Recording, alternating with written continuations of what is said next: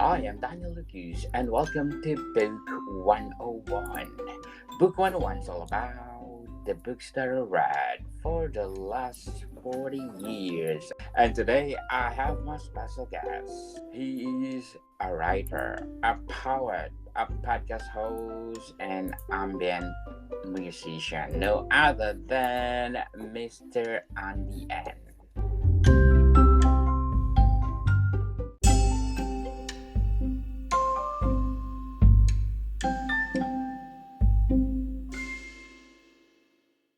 Hey Daniel, how are we going today? Okay, yes, as Daniel said, yes, I am man of many things, or as my wife says, a master of a few things. And well, anyway, yeah, but yes, I am. Yeah, I'm a poet. I've done 10 full-length poetry books. Retired from that now, and I'm now writing novels. I also done a few of my own podcasts. The big one is called Spoken Label, which is very similar to this. And I also do ambient music under the name of Ocean in the Bottle. So, and occasionally I do like to sleep. Congratulations, Mr. Andy, for contributing poetry to the world. So let's talk about what emotion do you want to evoke in your readers while you're writing poetry? Poetry, yes. Well, I've been writing poetry now. It's going to show my age now as well, Daniel. This I'm still writing poetry now, but not like I used to. But I've been writing it over 40 years now, would you believe, since I was 10, right? So I'm 51 now. So yeah, a lot of it is for me it's the art of stories with poetry. It always has been. It's a lot of like talking about things that most of them, things that happened in my life. It's a lot of it is education, making people aware, because I've got certainly a few disabilities, and I'm also diabetic as well. So that's some of it, where it's educating people, basically making people realise you can live a fun life. What is the main theme or subject of your poem or poem? Right. Well, it depends on the books, really, because I've done 10, so each one's been a bit different. Certainly, the last two. The last poetry book I did was like a narrative poem book about an affair a couple were having, which is nothing to do with me at all. But that was called Changing Carriages at Birmingham New Street. And the book that came just before that was about my struggle with diabetes, because I've been diabetic for 14 years now, and that was called From the Diabetic Ward. Oh, sorry to hear that, Mr. It's Andy. It doesn't slow me down, Daniel. People know me. It does not slow me down, right? So definitely because of your achievement. Who is the speaker on your poem? Speaker of my poem, the one in the diabetic book is me, because in that book itself, I was talking about my direct struggles right up to when I got diabetes. And that at the time was, quite honestly, I just hoped that I burnt myself out. So I made myself very, very ill because I did too much. That was what that book was. And Changing Carriages is the narrator in that book, is the male narrator, who I never named, actually. So talking about he's in a fairy had a woman called Sarah. So I kept it a mystery. Named her, didn't name him. Oh, so who is the intended audience for your poem? Right, for me, intended audience and poetry is everybody that likes poetry. And if you don't like poetry, a lot of it is me. I'm trying to make sure my work is accessible, but also for people that like and love poetry, and people that may not have read it before. It's the art of the story, basically. It's making yourself available to all audiences and all bases. Okay, everybody, people. Yeah, everybody. What, what imagery will you use the poem's theme? A lot of that with me is the fact is, when I'm certainly enhancing poetry, is because I've been writing a long time now. I'm very, very good at the use of images and also structure as well. There was a key word I mentioned: images. Boom, boom, boom. No. Seriously. Yes, with poetry itself, I can write in some specific forms like the rhyming forms and haikus and stuff. And in fact, I have done a few books of haikus, but the latter poetry was very more narrative based, and that's obviously expanded out with use of similes, metaphors, structure, how you carry the reader into the. It's like the later ones certainly were like stories told in poems. So, Mr. Andy, what symbols or metaphors will you incorporate to your poem? Symbols or metaphors? Well, certainly like if you're looking at on. Oh, that's a good question, that one. I'm looking at the diabetic book. That was basically where I was looking back at myself, where I was looking at the symbols, how I would have reacted to diabetes when I was younger. And it wouldn't have been good. That's the best way to put that. But in Changing Carriages, my last book, a lot of that the symbols came in that book was through the travelling, because there's a lot of poems in that book that cover all parts of England. So that's why you find me, you read that book, there's a lot of how when they go into different areas, you see different sides of the couple's relationships. So it's almost like the best way to put it would be is like, say he went to a different town, it brought something different out to them as people. So that's what happened there. It's the constant movement. Very well. So, Mr. Andy, what is the tone of your poem? Tone. Oh, sorry, I didn't quite catch that first time. The tone of it, yes. Both those books are very reflective books. Even though one of them isn't anything to do with me at all, it's a lot of it is you looking back all the time. You're looking backwards to actually look forward, if that makes sense. Oh, yes. What form or structure will your poem follow? The formal structure of the poems themselves, like I said, is I keep it blank verse. Certainly, and that's why it helped me move into a novel and afterwards, because I didn't really want to get tangled up in doing set forms and structures, because I can do that and I have done it. But in the voice of these two books, the last two poetry books, I felt it needed to be told in blank verse, because then I think it would have come across as quite contrived and forced if I had told it in like some specific forms in those books. Yes. What form or structure will your poem follow? The form of structure.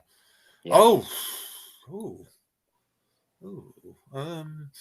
Well, to be honest, like I said, I'm trying to tell stories in these poems, so it goes from A to B and C to D, so it gets to the end, basically. Okay, interesting, Mr. Andy.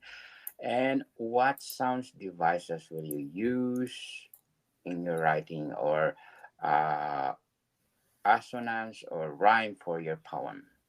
It's assonance straight away. Yes. I don't rhyme. Oh, dear. I am an absolute atrocious rhymer. I don't even, very, very rarely try that. Okay, before we go on, Mr. Andy, I want to shout out my ranking tops in the last 30 days according to pod status, because in Bhutan, I got number 6 on the Apple chart, Cameroon at 20, Jamaica at 31, Malawi at 22, Cambodia at 31, Taiwan at 34, Malaysia at 66, Japan at 92, Thailand in 97, and a lot more. Thank you so much for supporting this podcast, because this podcast is created and empower writers all over the world like Mr. Andy. And Mr. Andy, let's talk about all your books. Which one Sure. you gonna share to us? Right, okay. Would you like a poem or a bit from my novel? Let's do the poem first. And Okay. Right. The poem itself I'm going to read for you is, like I said, from my last poetry book, Changing Carriages at Birmingham New Street. This is the title poem. okay. Changing Carriages at Birmingham New Street. During those early days, of course, we had to keep it quiet. Whether I was stopping at Malmason in Leeds, and you lied about a new client in Holmesthorpe, which went on nearly all night. And how about that time at Birmingham New Street When the train broke down halfway back from Euston and we ended up sitting in separate carriages when your husband had to come to get you. Do you remember Warwick Castle, Sarah, and Manchester United before that Champions League match, where we could only chat for 5 minutes at the beer counter during half time to prevent anybody from becoming suspicious? And the return leg 2 weeks later in Madrid, which I had to cancel at the last minute. One of my daughters went down ill just before I was due to leave, and I ended up spending the night in hospital, caught in our guilt in ways we didn't imagine. From an almost nervous beginning when we were reconnecting as friends, unlocking our hearts like suitcases, lock after lock after lock. Sitting on steps outside Manchester Piccadilly train station every time we met, sweeping everything else aside under an imaginary table, open-mouthed in sorries each time we kissed to start with. Wow. That's my poem. So, how will you begin and end your poem? Oh, blimey. With poetry itself, I try not to have a set pattern, to be honest with you. It's because poems are funny. I tend to think poems are funny little things at the best of times. Factors like, in an ideal world, I would know the title before I start the poem and then know the first verse and work downwards. It never goes that way. It never goes that way. That poem I've just read, ironically, the actual last stanza was the first one I actually wrote, would you believe? Interesting. And What it worked in a very, very strange way, that poem did. sounds interesting, Mr. Andy? So, what challenges or conflict will you explore when you're doing your poem? Yes, something like this poem, then, for example, for yourself. The challenges in that piece are trying to work out what the meaning is in the piece itself, and then try and get to it, other people can understand it. Like I said before, that's the title piece of the book in question, and I didn't actually know the title of the book when I started that piece, and that was a poem that came about halfway into the book. Originally, I was going to call it The Affair or something like that, and it just, the time I finished that poem off, because I was covering a lot of cities in England and a bit abroad as well, actually, where I knew that would be the title, because there's a lot of changing in this book, a lot of movement. So I thought it made sense to call it that, changing carriages at Birmingham New Street, really. How will you use language and diction to convey your message? Right. So like this one here, the use of language itself is the movement. It is straight away the movement, because the use of the language is where you're going. In just one poem there, I covered 7 different cities. Doing that and 7 different bits of movement, you can see 7 different aspects of this couple as they were getting together as a relationship. That's how I did it with that, because the rest of the book's not always like that, but the movement's quite fast in that piece because it shows how involved they were as a couple, because there's so much movement going on between various cities. What is the pacing of your poem? Right, pacing of a poem itself is vital, because it's in this book again. For that, this poem, we'll talk about this poem. Stick to this one poem, I think. Is the pacing of it is vital as well, because it's a fast-paced poem. Not all the poems in that book are as fast. There's one talking about a funeral in Morecambe, for example. That is quite a slow poem, and it has to be slow to deliver the message. So it's like I've read out quite a fast-paced poem. I could easily read out a very slow one for you to show the differences. Because with poetry, it's like anything you do. No poem is the same. Pacing is varied from piece to piece, and I think it's important, providing when you're starting a piece, you know what the pace of that poem is going to be, even if you don't know what the words are going to be yet.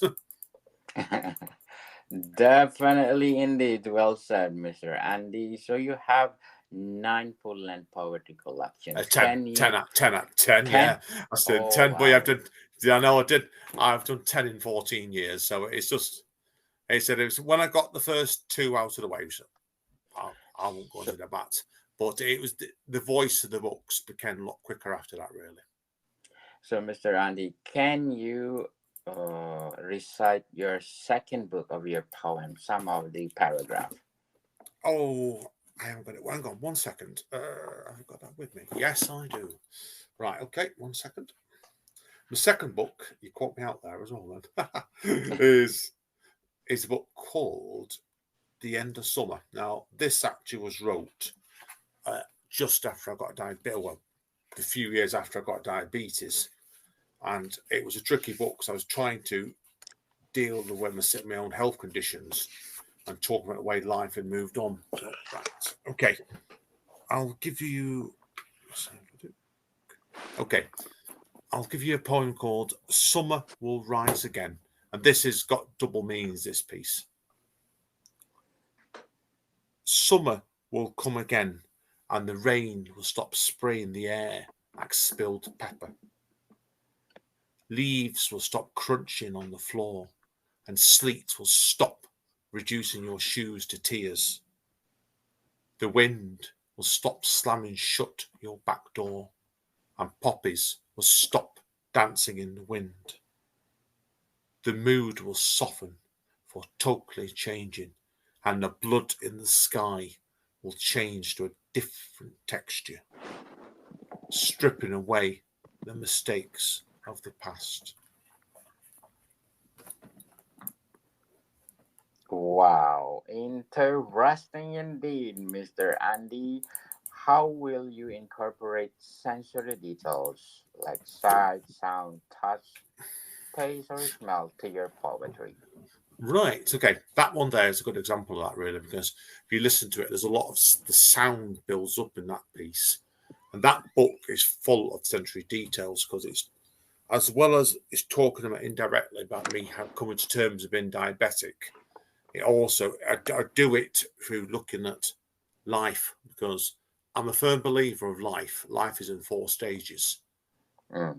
You would get to 20, that's your spring, up to 40 is your summer, up to 60 is your autumn, then 80, that's when everything finishes. That's your last 20 years of your life. So I was 39 when I became diabetic.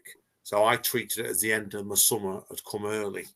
So I was using that book to use the sensory details and symbols, everything, to look back at my life, but also looking back at the end of summer before it moves into autumn.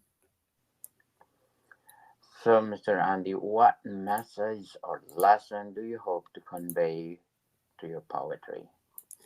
Right, well, you're looking at each book's different. Like I said, that one there, the end of summer itself is, you're looking at it with having double meanings. It's talking about how you deal with your life and a major change, but then looking at how life changes at the end of summer, leading into the beginning of autumn. Well said, Mr. Andy. How does the poem connect to you? Personal experience or observations? In my case, so it would be yes, that one's a lot of those poems in that book at the time were wrote in. I was living at the time in near a forest actually, or some woods that were near us, and I wrote them over about 2 summers, about 2.5, 3 summers actually, and I'd be up down there after work every at the end of every day when it's going light dingle dark till 9 o'clock at night, walking around the forest and getting inspired by nature, but then helping me. It was almost like it was cleansing me of the guilt I felt becoming diabetic. Yes. So, what revision or improvements do you foresee needing? That book doesn't. I couldn't go back to that now. To be honest with you, it was like it was. I'm always a believer with writing. You've always got to be constantly moving forward. If you don't, you may as well stop writing. Because that second book took me 5 years to write because I went for a lot of reevaluation after becoming diabetic, and it took me a couple of years to realise I still wanted to write poetry and do books. That's why So, it was like it was just it was a journey. That second book where I'm still like that now, is where I'm constantly looking to the next project, constantly moving forward. Certainly. How will you seek feedback on your poem? Feedback on my work, like I said to you, it comes from there, a couple of sources really, because I do put it up on a couple of. I've got it up on a Substack page. When poetry nowadays, new ones that I write go on there, and they go down very well. Also, you can find me on Write Out Loud. My books are all over Amazon as well, and I also do quite a lot of regular readings in person in the northwest part of England. What inspired you to write a poem? Right. Yes, that's a really good question, that one actually. Uh, I had a spell last year when I didn't actually write it for about 7 months because I was writing my first novel at the time, Birth, like I said, and I actually thought that was it with me with poetry, and I've been started writing again this year, and it's got to be when I'm writing, there's got to be something that makes me want to write because I find if I'm writing and there's no I'm just doing it for the sake of writing poetry, it just comes out soulless. And I've got to be able to write when there's something that really bugging me. It's like you look at it like with poetry, and if I really want to write a poem, I will be up at 2 or 3 o'clock in the morning, and this is during like a work day. Say I have to be up at 7 o'clock in the morning for work. If I've gone to bed at 10 o'clock and I wake up at 2 and some words are coming out of my head, I'm going to get up for half an hour and try and write it, and then try and work out the meaning for it when I get back up at 7 properly. Very well said, Mr. Andy. But before we go on, I'm inviting you to listen to my other podcast, Food 101, our fourth season with Chef Alessandro, one of the best executive chefs in one of the five-star restaurants in downtown Toronto. So please listen to our latest episode. We talk about our Volume 12, people. Food 101, Volume 12, Italian cuisine. Plus one more, our books are out. Not only one, but 13 volumes, people. Food 101, Volume 1, Basics until 13 is only the books that you need. How to create a delicious food. Available on Amazon and leading online bookstores worldwide. So, Mr. Andy, what are your short term and long term goals in writing poetry? Right. Well, in a minute, like I said to you, it's my short term. Well, everything being was a short term goal with poetry, and it just kind of took off as it always does. Now, like I said to 40, I initially thought I was done with poetry. I've stated it in a few places. I actually stopped writing it last year, but I am writing a few poems again now at the moment. Whether this leads to another book or I'm going to be staying doing novels in future, who knows? Watch this space. Yes, definitely. So, what are your inspiring message for those people writing poetry out there? My inspiring message is do it. And like I said, it's don't get upset if you can't write what you want to write. Poetry for me is the freedom of expression. If you've got a message, say it. Just get it done. Don't worry about it. And I said it takes years. It's one of those sort of things where poetry, or any kind of art, creative art, it may take you time to get to actually write what you should be writing. But you find your voice eventually if you keep at it. So don't give up. No matter what happens, don't give up. Yes, do it, people, and stop procrastinating. If Yeah, you have, there's a point behind that as well. Yeah, sorry to interrupt you. And yeah, because I don't know what you're like with this one, Daniel. I don't have a television. I've not had mm, one for over 10 years now. My wife's not had one for 15 years. I'm finding more after I finish work, providing I'm not too tired. Is like I will often be sat on my laptop writing most nights, having a radio on in the background or a bit of music. Maybe read a little bit.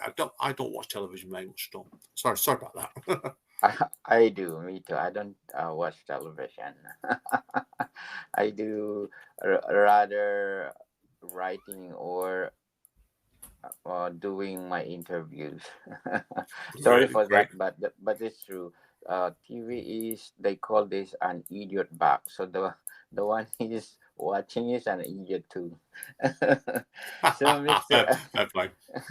so, Mr. Andy, can you please invite our listeners to support all your poetry books? Sure, you can. Yes, like I said before to you, you can find all my poetry books on Amazon under the name of Ambient. I also have as well, I'm just going to get you the link now actually as well. You can also find out more about me as well, where everything is, all my bits and pieces are on my Linktree page, which is link, LINKTR, full stop, EE, / Andy N Artist. That links to all my blogs, my music, everything. Oh, that's interesting. Can you be on my guest on my music 101 too? Love to, love to. Yes, if you think you can handle my music, yes.